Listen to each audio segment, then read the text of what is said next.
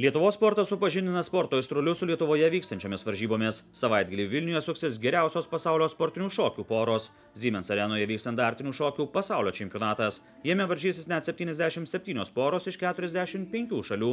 Tarp favoritų iškovoti pasaulio čempionato medalius yra ir Lietuvos šokėjai. Atvyksta daug žiūrovų iš Vokietijos, kur Vokietijos pora varžysis dėl pirmos vietos, taip yra planuojama, o rusų šokėjai dėl antros, na ir dėl trečios vietos, o gal pasiseks pakovoti ir dėl antros, tai mūsų pora Evaldas Sodeika ir Ieva Žukauskaitė. Nu, o antroji pora Vaidotas Lacitis ir Veronika Golodniova.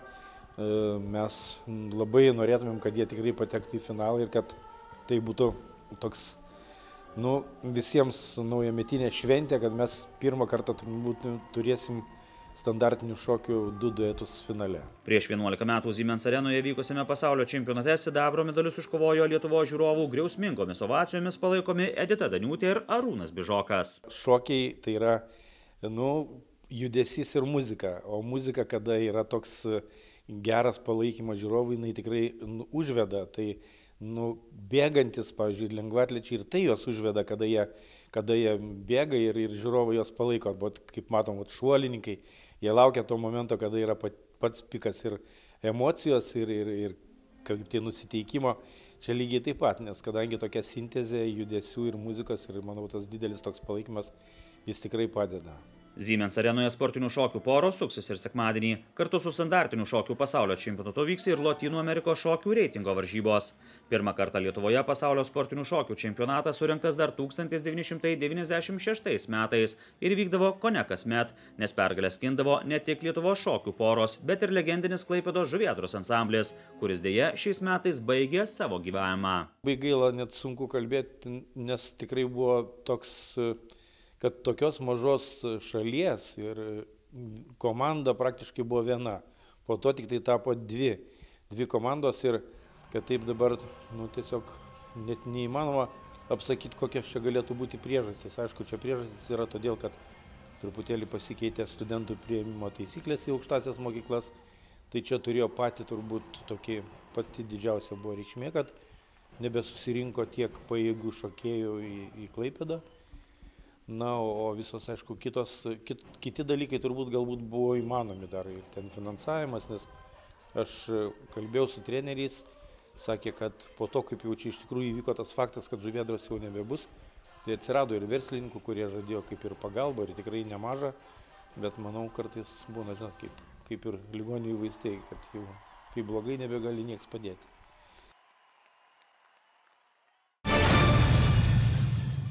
Ledo ritulio sostinė tituluojami Elektrėnai vis dažniau kviečia į vandensvydžio varžybas. Elektrėnų baseine savaitgalį vyks tarptautinis turnyras, kuriame Lietuvos rinktinė varžysis su Latvijos, Gruzijos, Baltarusijos, Ukrainos ir Moldovos komandomis. Tradiciškai stipri yra Baltarusių komanda, Moldovos rinktinė yra stipri, tai šalių rinktinės.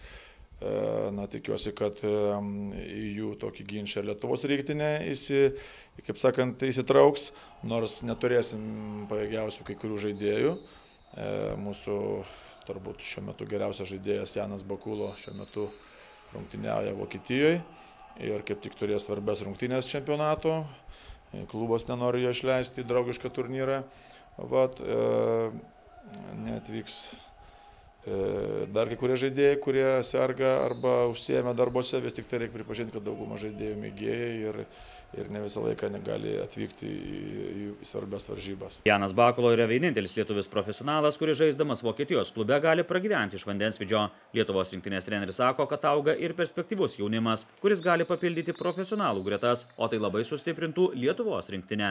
Europos čempionate padaugėjo komandų skaičius, dabar 16 rungtyniauja finale. Tai aš manau, kad rinktiniai tas, kaip sakot, galutinis tikslas 10-mečio galėtų būti toksai dalykas, tai tikrai būtų pasiekiama svajonė, o dėl aukštesnio rango varžybų kol kas tikrai sudėtinga, kadangi tik tai šiuo metu 8 komandos Europos geriausios patenka į pasaulio čempionatą, panašiai tiek patenka į olimpiadą, tai tikrai būtų labai tolima svajonė. Be abejo, apie tai svajoti reikėtų, kadangi jeigu šalyje atsiras daugiau baseinų, daugiau galimybių bus, daugiau trenerių, daugiau žaidėjų, ką mes galim sakyti, dabar Lietuvoje dirba 8 treneriai vandensvydžio. Tai geram užsienio klube vienam dirba tiek trenerių. Tai turint tiek žmonių, sunku tikrai apie olimpiadą svajoti, bet ateityje įveikus tas problemas, kodėl nepasvajoti. Labiausiai vandensvydžio plėtrą stabdo baseinų trūkumas. Vandensvydžio varžybos daugiausia rengiamos tik Elektrėnuose ir Alytuje. Griūvančiame Vilniaus Lazdynų baseine vandensvydininkai įleidžiami tik vėlai vakare, o už valstybės lėšas rekonstruotą Kauno Girstučio baseiną valdyti perėmus privačiam verslui baseino kainos sportininkams tapo neįkandamos. Baltijos vyrų ir moterų tinklinio lygose rungtyniaujančios Lietuvos komandos šį savaitgalį žais namuose. Baltijos lygos debiutantai Vilniaus Flamingo Volley tinklininkai savo aikštelėje jėgas išbandys su Estijos klubais. 9 vietą tarp 13 komandų užimantys vilniečiai susitiks su laipteliu žemiau esančiu Talino TTU ir su lygos lyderiu Pernų klubu. Baltijos moterų lygoje Lietuvos komandos Jonavos Achema ir Kauno Heksa namuose priims Latvijos Jelgavos ir Daugpilio ekipas. Praėjusio sezono vicečempionės Achemos tinklininkės užima 5 vietą, Heksa yra 7. Baltijos moterų lygoje rungtyniauja 12 Lietuvos, Latvijos ir Estijos komandų. Labai atkakli kova vyksta Lietuvos moterų krepšinio lygoje. Lyderių poziciją dalijasi po 7 pergalės iš 8 galimų turinčios Utenos ir Vilniaus Kibirkšties komandos. 1 pergalė nuo lyderių atsilieka Marijampolės Sūduva. Jau nuo pat pradžių sezono buvo pagal žaidėjų sudėtį aiškus 2 favoritai, tai Utenos Utena komanda bei Marijampolės Sūduvos krepšininkės.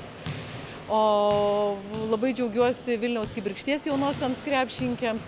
Lyg sezono pradžioje visi taip skeptiškai žiūrėjo, bet jos jaunos žaidėjos iš tikrųjų kimba atlapus visoms komandom ir manau, kad sezono gale jos dar pateiks nemažai siurprizų. Lietuvos moterų krepšinis išgyvena negeriausius laikus. Moterų komandos neturi tokių didelių biudžetų kaip vyrų klubai, todėl stipriausios šalies krepšininkės žaidžia užsienyje.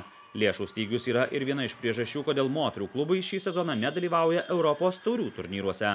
Kai FIBA pradėjo kovoti su Eurolyga dėl vietos pasaulio vyrų krepšinėje, buvo visiškai į šoną nustumtas moterų krepšinis. Ir tie mokesčiai FIBA taurių varžybose, kada klubas turi sumokėti depozitą 20 000 eurų ir po to už kiekvieną poziciją, už licenciją, už bet ką tu turi mokėti. Atstumai yra be galo dideli, kada, pavyzdys ir Klaipėdos Fortūnos komanda, burtai sukrenta su Turkijos komanda, su Gran Canarijos ir tau vienas turas kainuoja, 7–10 000 eurų, pasidarė klubam labai sunki našta. Šį sezoną Lietuvos moterų krepšinio lygoje liko 7 komandos, kai buvo išformuota Lietuvos krepšinio federacijos išlaikoma Vilniaus jaunųjų talentų komanda, kurioje rungtyniavo perspektyviausios šalies krepšininkės. Nemažai intriguojančių rungtynių laukia Lietuvos krepšinio lygoje.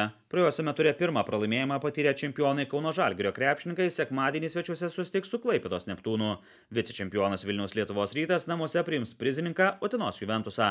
LKL čempionate pirmauja 10 pergalių iš 11 galimų turinti Žalgiris. 1 pergalė nuo lyderių atsilieka Lietuvos Rytas. Po 7 pergalės turi Prienų ir Utenos klubai. Toliau rikiuojasi po 5 kartus laimėję Neptūnas, Nevėžis ir Šiaulių krepšininkai. Šeštadienį Kaune kryžiuosis špagos. Gajos sporto salėje vyks Lietuvos taurės varžybos. Juose susikaus beveik 100 fektuotojų iš Lietuvos ir Latvijos. Sekmadienį toje pačioje salėje vyks ir vaikų bei jaunučių Lietuvos čempionatas. O stažuotės Prancūzijoje grįžę Lietuvos rinktinės treneriai ves seminarą Lietuvoje vis labiau populiarėjančio fechtavimo treneriams.